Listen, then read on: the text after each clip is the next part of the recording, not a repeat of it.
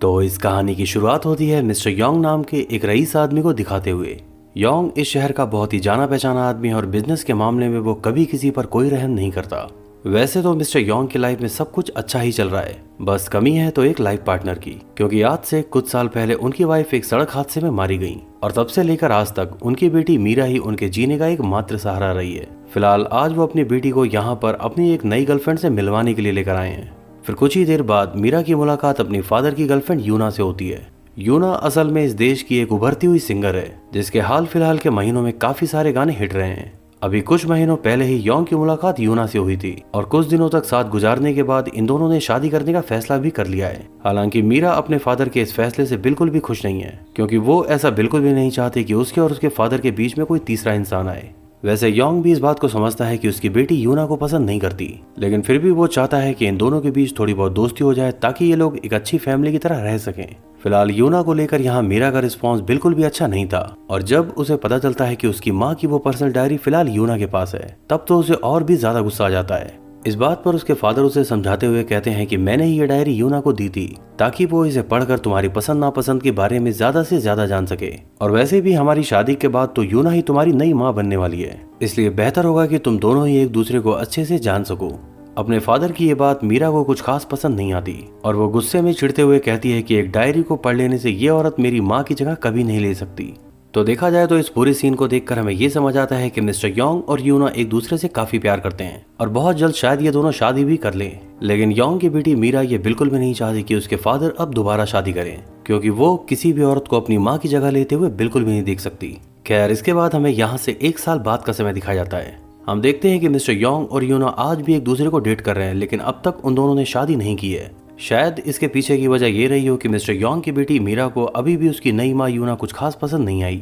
आज mister Yong ने अपनी गर्लफ्रेंड को एक बहुत ही कीमती सी डायमंड वॉच गिफ्ट करी है और इन दोनों को साथ देखकर यही लगता है कि एक दूसरे के साथ काफी खुश हैं। वहीं दूसरी तरफ हम मीरा को किसी क्लब में पार्टी करते हुए देखते हैं। फिलहाल मीरा की हालत एक रईस बाप की बिगड़ी हुई औलाद जैसी हो चुकी है और यहाँ वो अपने दोस्तों के साथ ड्रिंक करते हुए काफी मजे कर रही है। कुछ देर बाद उसकी एक फ्रेंड उसे अपने मोबाइल में एक वीडियो दिखाती है। ये वीडियो असल में उसके फादर की गर्लफ्रेंड यूना का एक एमएमएस था, जो आज से कुछ साल पहले उसके एक एक्स बॉयफ्रेंड ने बनाया था जब वो बहुत ज्यादा फेमस नहीं हुआ करती थी।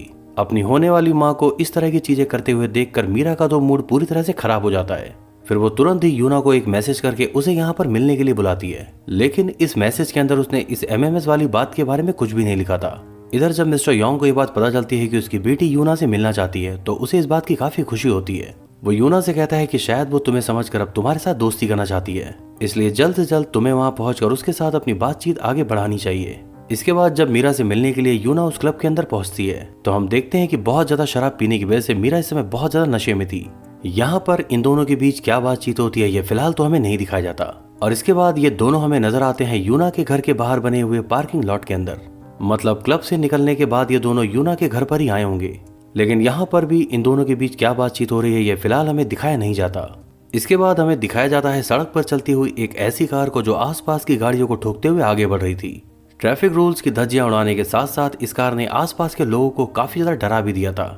खैर, थोड़ी बहुत दूर जाने के बाद ये गाड़ी अचानक से ही रुक जाती है और इस कार के अंदर कौन बैठा था ये फिलहाल हमें दिखाया नहीं जाता। इसके कुछ देर बाद न्यूज चैनल पर यह खबर आती है कि इस देश की फेमस सिंगर यूना का मर्डर हो गया है। यूना की डेड बॉडी उसके घर के पार्किंग लॉट में पाई गई है और पुलिस के पास इस केस से जुड़ी हुई और कोई जानकारी नहीं। खैर, पुलिस वालों को ये तो पता लग चुका है कि यूना की मौत एक्सीडेंट से हुई है, लेकिन वहां पहुंचकर उन लोगों को पता लगता है कि इस बिल्डिंग के सारे सीसीटीवी सिस्टम को खराब कर दिया गया है। यानी कि पुलिस वालों के यहाँ पहुंचने से पहले ही इस बिल्डिंग के अंदर बने सीसीटीवी रूम को पूरी तरह से बर्बाद कर दिया गया, जिस वजह से अब उन पुलिस वालों को उस पार्किंग लॉट की भी रिकॉर्डिंग नहीं मिलने वाली। इसके बाद हमें दिखाया जाता है डोंगसू नाम के एक सरकारी वकील को, जो अपने पेशे में एक बहुत ही ईमानदार आदमी है। यूना के मर्डर वाले इस केस में डोंगसू को कुछ ज्यादा ही दिलचस्पी आ रही है और इसके पीछे की वजह थी इस शहर के रईस आदमी मिस्टर योंग से उसका अफेयर होना। डोंगसू ये बात जानता है कि योंग एक बहुत ही रसूखदार आदमी है, तो वो अपने पैसों के दम पर इस केस से जुड़े हुए एविडेंसेस को मिटा सकता है, क्योंकि इससे पहले भी कुछ केस के सिलसिले में इन दोनों का आमना सामना हो चुका था और डोंगसू ये बिल्कुल भी नहीं चाहता कि इस बार मिस्टर योंग उसके हाथ से बचकर निकल पाए। खैर, इसके बाद दिखाया जाता है कि उस मर्डर केस के सिलसिले में योंग की बेटी मीरा को पुलिस स्टेशन बुलाया गया है। बात दरअसल यह है कि मरने से पहले यूना की आखिरी बार मीरा से ही बात हुई थी और उसने ही यूना को मैसेज करके उस क्लब के अंदर मिलने के लिए बुलाया था। इसके अलावा पुलिस वालों को यूना की डेड बॉडी के पास मीरा के कोट का बटन भी मिला है, तो इन सारी बातों को देखते हुए मीरा ही इस मर्डर की प्राइम सस्पेक्ट मानी जाएगी। फिर पूछताछ के दौरान मीरा कहती है कि मैंने उस रात बहुत ज्यादा शराब पी रखी थी, इसलिए क्लब जाने के अलावा मुझे उस रात के बारे में कुछ भी याद नहीं। फिर कुछ देर बाद मिस्टर योंग भी अपनी बेटी से मिलने के लिए यहाँ पर आते हैं। वो मीरा से कहते हैं कि देखो बेटा, मैं तुम्हें पुलिस वालों से तो बचा लूंगा, लेकिन उससे पहले तुम्हें मुझे सब कुछ सच सच बताना होगा कि उस रात क्या हुआ था। मीरा तो वैसे भी यूना की वजह से अपने फादर को पसंद नहीं करती और इसीलिए उसके फादर की ये समझदारी भरी बात भी उसे बिल्कुल रास नहीं आती। वो उन पर चिल्लाते हुए कहती है कि आज भी आपको अपनी बेटी से ज्यादा अपनी मरी हुई गर्लफ्रेंड के बारे में पड़ी है, और मेरा यकीन कीजिए बहुत ज्यादा नशे में होने की वजह से मुझे उस रात के बारे में कुछ भी याद नहीं। फिलहाल इन दोनों बाप बेटी की बातों को सुनकर हमें पता चलता है कि इन दोनों के बीच का रिश्ता अब पहले से भी ज्यादा खराब हो चुका है। भले ही मीरा यूना की वजह से अपने फादर को पसंद ना करती हो, लेकिन एक पिता होने के नाते मिस्टर योंग तो अपनी बेटी को जरूर बचाना चाहेंगे। फिर अगले सीन में हम मिस्टर योंग को उसके आदमी के साथ एक मीटिंग करते हुए देखते हैं। डाइजिल नाम का एक आदमी जो योंग का ड्राइवर होने के साथ साथ उसका सबसे खास आदमी भी है। वो योंग को उसकी बेटी मीरा के लैपटॉप के अंदर पड़ी हुई चीजें दिखाने लगता है। इसके अंदर काफी सारे खतरनाक टाइप के किलिंग वाले गेम्स थे, और अगर इन चीजों को कोर्ट में पेश किया गया तो कुछ हद तक तो ये बात साबित हो जाएगी कि यूना को लेकर मीरा का माइंडसेट काफी हद तक क्रिमिनल जैसा ही था। फिलहाल मिस्टर योंग इन सारी चीजों को डिलीट करवा देते हैं ताकि उस केस को कुछ हद तक कमजोर किया जा सके। इसके बाद मिस्टर योंग को पता चलता है कि मीरा के खिलाफ इस केस को डोंगसू नाम का एक सरकारी वकील लड़ने वाला है, जो जिद्दी होने के साथ साथ काफी ज्यादा ईमानदार भी है। योंग ये बात अच्छे से जानता है कि वो डोंगसू को खरीद नहीं पाएगा और इसीलिए उसे कुछ दूसरा तिकड़म लगा के इस केस को गुमराह करना होगा। इसके लिए वो मिस चॉय नाम की एक नई लॉयर को हायर करता है, जो बहुत ज्यादा एक्सपीरियंस तो नहीं लेकिन काफी ईमानदार है। मिस्टर योंग को ये बात भी पता चली है कि मिस चॉय नाम की यह वकील आज से कुछ साल पहले तक डोंगसू नाम के उस सरकारी वकील की गर्लफ्रेंड हुआ करती थी। तो मिस्टर योंग का ऐसा मानना है कि अगर कल को बाई चांस ये लोग ये केस हारने लगे तो मिस चॉय के सहारे कल को डोंगसू को इमोशनल ब्लैकमेल भी किया जा सकता है। इसके बाद मीरा से मिलने के लिए मिस चॉय पुलिस स्टेशन पहुंचती हैं। वो मीरा से कहती है कि तुम मुझे उस रात के बारे में सब कुछ सच सच बता दो, और मैं वादा करती हूँ कि मैं अपनी तरफ से तुम्हें बचाने की पूरी कोशिश करूंगी। लेकिन मीरा कहती है कि बहुत ज्यादा नशे में होने की वजह से मुझे सच में उस रात का कुछ भी याद नहीं। तो मिस चॉय अब ये फैसला करती है कि वो किसी भी तरह उस मर्डर के पीछे की सच्चाई सामने लेकर आएगी। फिर अगले सीन में हम मिस्टर योंग के खास आदमी डाइजिल को किसी दुकान के बाहर खड़ा हुआ देखते हैं। वो चोरी छुपे इसका ताला तोड़कर इस दुकान के अंदर घुसने की कोशिश कर रहा था। फिलहाल तो वो ऐसा करने में सफल नहीं हो पाता, और यहीं पर हम ये भी देख पाते हैं कि इस दुकान के बाहर लगे हुए सीसीटीवी की मदद से इस दुकान का मालिक डाइजिल की इन हरकतों पर नजर रख रहा था। आखिर डाइजिल इस दुकान के अंदर घुसने की कोशिश क्यों कर रहा था, और क्या वजह है कि इस दुकान का मालिक चोरी छुपे उस पर नजर रख रहा है। इस पूरी घटना के पीछे की सच्चाई हमें इस कहानी में आगे पता चलेगा। खैर, इसके बाद हमें कोर्ट रूम का सीन दिखाया जाता है, जहाँ आज पहली बार मीरा से पूछताछ की जा रही है। इस पहली सुनवाई के दौरान भी मीरा सिर्फ इतना ही कहती है कि बहुत ज्यादा नशे में होने की वजह से मुझे उस रात के बारे में कुछ भी याद नहीं। अब क्योंकि मीरा को कुछ याद नहीं है और पुलिस वालों के पास भी कोई ठोस सबूत नहीं, तो पहली सुनवाई के साथ ही ये केस हल्का फुल्का कमजोर पड़ने लगा। तो अगली सुनवाई के दौरान इस कोर्ट में पेश किया जाता है मीरा की एक दोस्त को, जो खुद भी उस रात उस क्लब में उसके साथ मौजूद थी। ये जज के सामने बताती है कि उस रात यूना को उस क्लब में देखने के बाद मैं तो सबसे पहले उसके साथ एक सेल्फी लेना चाहती थी, लेकिन नशे में होने के साथ साथ मीरा बहुत ज्यादा गुस्से में भी थी। फिर वो यूना को साइड में ले जाकर उसके साथ कुछ बातें करने लगी। वो यूना को उसका पुराना एमएमएस दिखाते हुए उसकी काफी ज्यादा इंसल्ट कर रही थी, और साथ ही उसने यूना को यह धमकी भी दी कि वो इसे अपने फादर को भी दिखाने वाली है। लेकिन इस पर यूना का कहना था कि वो अपने पास्ट के बारे में मिस्टर योंग को पहले ही सब कुछ बता चुकी है, तो उसे इस एमएमएस के लीक होने से कुछ खास फर्क नहीं पड़ता। फिर मीरा उससे कहती है कि तुमने मेरे फादर को सिर्फ पैसों के लिए ही फंसाया है। यहाँ कुछ देर तक तो यूना उसकी बातों को बर्दाश्त करती रहती है, लेकिन फिर आखिरकार उसे भी बहुत ज्यादा गुस्सा आ जाता है और वो मीरा के ऊपर चिल्लाने लगती है। फिर देखते ही देखते इन दोनों के बीच का झगड़ा काफी ज्यादा बढ़ चुका था, लेकिन सही समय पर मिस्टर योंग के ड्राइवर डाइजिल ने इन दोनों को अलग करके इस झगड़े को खत्म किया। तो इस कोर्ट रूम के अंदर इस लड़की की गवाही से ये बात तो साबित हो चुकी है कि उस रात मरने से पहले यूना और मीरा के बीच जबरदस्त झगड़ा हुआ था, और इसी वजह से मीरा अब इस केस की और भी ज्यादा प्राइम सस्पेक्ट बन चुकी है। खैर, अगले सीन में हम मिस्टर योंग को डोंगसू के साथ एक मीटिंग करते हुए देखते हैं। वो डोंगसू को खरीद कर अपनी बेटी को बचाना चाहता है, लेकिन इस सरकारी वकील का कहना है कि पैसों से सब कुछ नहीं खरीदा जा सकता, और अगर तुम जैसे लोग हर बार बचते चले गए तो इस देश की जनता का भरोसा कानून से पूरी तरह से उड़ जाएगा। फिर अगले सीन में हम मिस चॉय को उसकी एक फ्रेंड के साथ देखते हैं। ये दोनों लोग मरने वाली लड़की यूना के बारे में कुछ जानकारियां इकट्ठी करने की कोशिश कर रहे थे। इसी दौरान इन लोगों को केंजो नाम के एक आदमी के बारे में पता चलता है, जो यूना का क्रेजी फैन होने की वजह से उसे एक बार जेल भी जाना पड़ा। असल में यह आदमी सिंगर यूना का एकदम पागल फैन था, और इसी वजह से उसने उन सारी जगहों पे स्पाई कैमरे लगा रखे थे जहां पर यूना का आना जाना लगा रहता था। यह आदमी यूना की जिंदगी के हर पल को रिकॉर्ड करना चाहता था, और फिर इन्हीं हरकतों की वजह से उसे एक दिन जेल भी जाना पड़ा, खैर बाद में यूना ने उसे एक क्रेजी फैन समझ के अपनी कंप्लेन वापस ले ली, जिस वजह से पुलिस वालों ने भी उसे छोड़ दिया। तो मिस चॉय का ऐसा मानना है कि जरूर उस कंप्लेन के बाद भी केंजो सुधरा नहीं होगा और हो ना हो उस मर्डर से जुड़ा हुआ कोई ना कोई सीसीटीवी फुटेज केंजो के पास जरूर होगा। और फिर इसी उम्मीद के साथ वो अगले ही दिन केंजो से मिलने के लिए उसकी दुकान के बाहर जाकर खड़ी हो जाती है। और यहाँ पर हमें समझ आता है कि आखिर क्यों उस दिन मिस्टर योंग का खास आदमी डाइजिल इस दुकान को तोड़कर इसके अंदर घुसने की कोशिश कर रहा था। असल में मिस्टर योंग को केंजो के बारे में पहले ही पता लग चुका था और वो ऐसा नहीं चाहते कि यूना के मर्डर से जुड़ा हुआ वो फुटेज पहले पुलिस वालों के हाथ लगे। खैर फिलहाल ये दुकान काफी दिनों से बंद है, मतलब केंजो नाम का वो आदमी पहले ही कहीं फरार हो चुका है।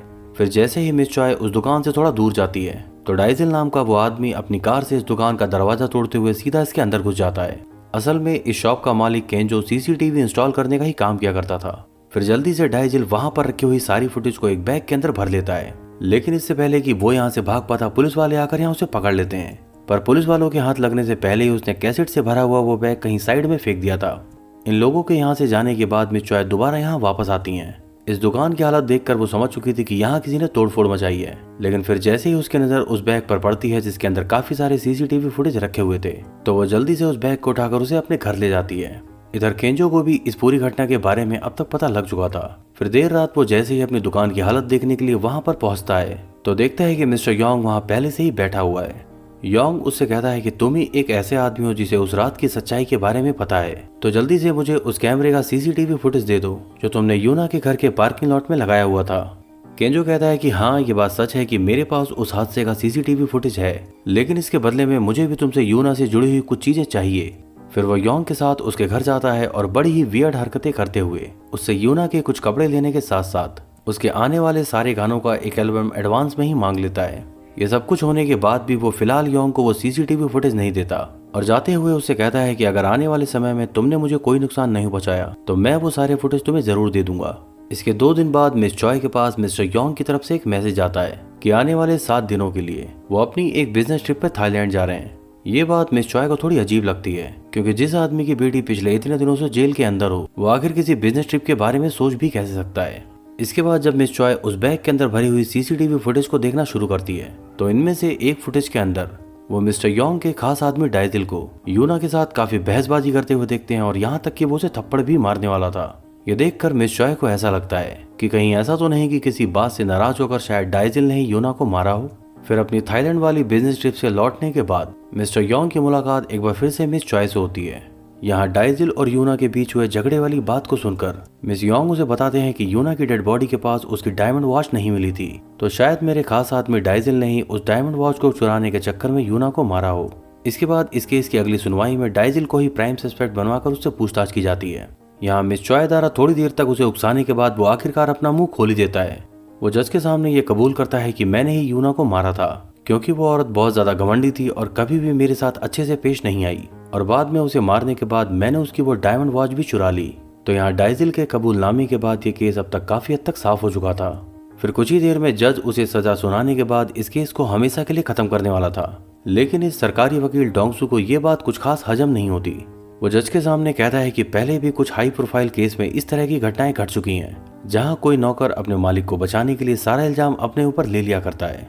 सच कहूं तो डाइजिल के पास यूना को मारने की कोई वजह थी ही नहीं, इसलिए हो ना हो यह आदमी मीरा को बचाने के लिए ये सारा इल्जाम झूठे ही अपने सर पे ले रहा है।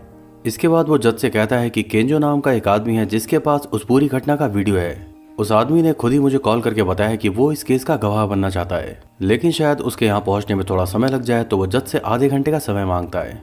केंजो का नाम सुनते ही मिस्टर योंग के होश उड़ जाते हैं। इसके बाद वो बाहर आकर मिस चॉय से कुछ बात करने लगते हैं। वो बिल्कुल नहीं चाहते थे कि केंजो उन सबूतों को डोंगसू के हाथों में दे, और इसीलिए वो इस कोर्ट के बाहर पहले ही केंजो को पकड़कर उससे वो सीसीटीवी फुटेज छीनना चाहते थे। मिस चॉय को तो यहाँ बिल्कुल भी समझ नहीं आता कि आखिर मिस्टर योंग यहाँ क्या करने की कोशिश कर रहे हैं, क्योंकि अगर उनका खास आदमी डाइजिल ही असली खूनी है तो जाहिर है कि उन सीसीटीवी फुटेज के अंदर भी वही आदमी खून करता हुआ नजर आएगा। लेकिन इस छीना झपटी के दौरान केंजो इस सबूत को मिस चॉय की तरफ फेंकता हुआ कहता है कि मिस्टर योंग ने शुरू से ही तुमसे सारी सच्चाई छुपा के रखी है। इस सीसीटीवी फुटेज के अंदर ही तुम्हें वो असली कातिल नजर आएगा। मिस चॉय तो अब तक काफी ज्यादा कंफ्यूज हो चुकी थी और उन्हें बिल्कुल भी नहीं समझ आ रहा था कि आखिर ये सब चल क्या रहा है। फिर मिस्टर योंग मिस चॉय से उस सबूत को छीनकर अपने पास रख लेते हैं और कोर्ट रूम के अंदर वापस जाने से पहले चॉय से कहते हैं कि तुम्हें मैंने सिर्फ मेरी बेटी को बचाने के लिए ही हायर किया था, इसलिए ज्यादा अपना दिमाग लगाए बिना जो चल रहा है वो चलने दो। इसके बाद जब एक बार फिर से ये सुनवाई शुरू होती है तो मिस चॉय खुद ही उस सरकारी वकील डोंगसू के पास जाकर उसे उस सीसीटीवी फुटेज की सारी सच्चाई बता देती है कि किस तरह मिस्टर योंग ने अपने आदमी की मदद से केंजो के हाथ से वो सबूत छीन लिया। इसके बाद जब मिस्टर योंग पर दबाव बनाया जाता है तो उन्हें आखिरकार वो सबूत निकाल कर देना ही पड़ता है।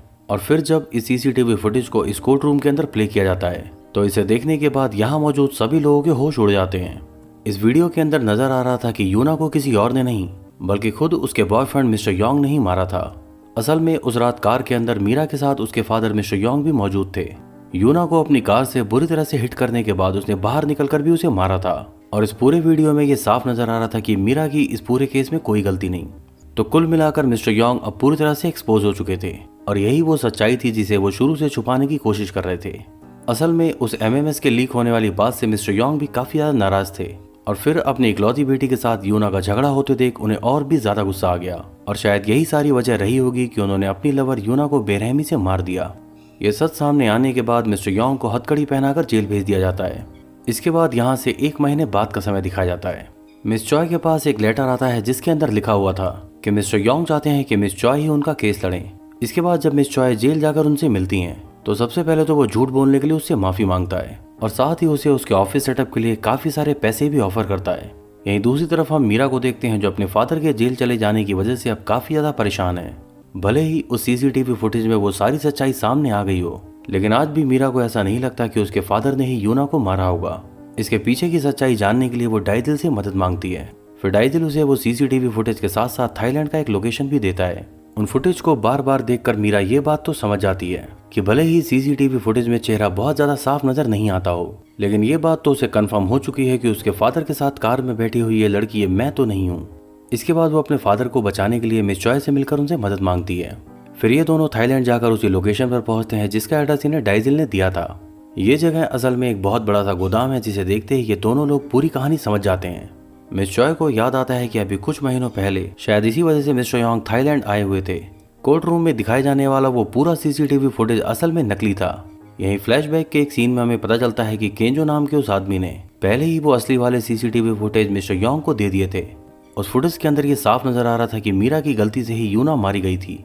मीरा ने ही नशे की हालत में यूना का एक्सीडेंट किया था लेकिन बाद में मिस्टर योंग किसी भी कीमत पर अपनी बेटी को बचाना चाहते थे और इसीलिए पहले तो उन्होंने उसी रात उस बिल्डिंग के अंदर के सीसीटीवी वाले पूरे रूम को तबाह करवा दिया और बाद में केंजो के साथ मिलकर एक बहुत ही जबरदस्त प्लान बनाया। इसके लिए पहले तो उन्होंने थाईलैंड जाकर एक बहुत बड़ा गोदाम रेंट पे लिया और बाद में इस जगह को हूबहू बिल्कुल वैसा ही बना दिया जैसा यूना की बिल्डिंग का पार्किंग लॉट उस हादसे के समय नजर आ रही थी। और साथ ही उन्होंने मीरा और यूना जैसी दिखने वाली 2 एक्ट्रेस को भी हायर किया जिन्हें मेकअप करके काफी हद तक बिल्कुल वैसा ही बना दिया गया। इसके बाद उन्होंने उस पूरे सीन को रिक्रिएट किया जिसके अंदर यह दिखाया गया कि यूना का मर्डर मीरा ने नहीं बल्कि उसके अपने बॉयफ्रेंड मिस्टर योंग ने किया था। और बाद में उन्होंने केंजो की मदद से एक बहुत ही जबरदस्त कोर्ट रूम ड्रामा भी रचा जिसके तहत इन्होंने इस सीसीटीवी फुटेज को बहुत ही सफलतापूर्वक जज के सामने पेश भी कर दिया। मिस्टर योंग के ये सब कुछ करने के पीछे सिर्फ एक ही वजह थी कि वो किसी भी तरह अपनी बेटी को उस सजा से बचाना चाहते थे। ये सारी सच्चाई जानने के बाद मीरा के साथ साथ मिस चॉय के भी होश अब पूरी तरह से उड़ चुके थे। मीरा ने तो कभी ये अपने सपने में भी नहीं सोचा था कि उसके फादर उससे इतना ज्यादा प्यार करते होंगे कि अपनी बेटी को बचाने के लिए वो अपनी जान भी कुर्बान कर देंगे। फिर अगले सीन में दिखाया जाता है कि मीरा अपने फादर से मिलने के लिए जेल गई है। यहाँ आज काफी साल बाद उसने अपने फादर को पापा कह के बुलाया जिसे सुनते ही मिस्टर योंग काफी ज्यादा भावुक हो जाते हैं। मीरा उनसे पूछती है कि आखिर आपने अब तक इतनी बड़ी सच्चाई मुझसे छुपा कर क्यों रखी। इसके जवाब में मिस्टर योंग कहते हैं कि भले ही उस वक्त मैं तुम्हारी माँ को नहीं बचा पाया लेकिन मैंने हमेशा ही ये कोशिश की कि तुम्हें माँ और बाप दोनों का प्यार दे सकूं। ये सच है कि मैं यूना से बहुत प्यार करता था और उससे शादी भी करना चाहता था लेकिन ये भी सच है कि तुमने यूना को जानबूझकर नहीं मारा।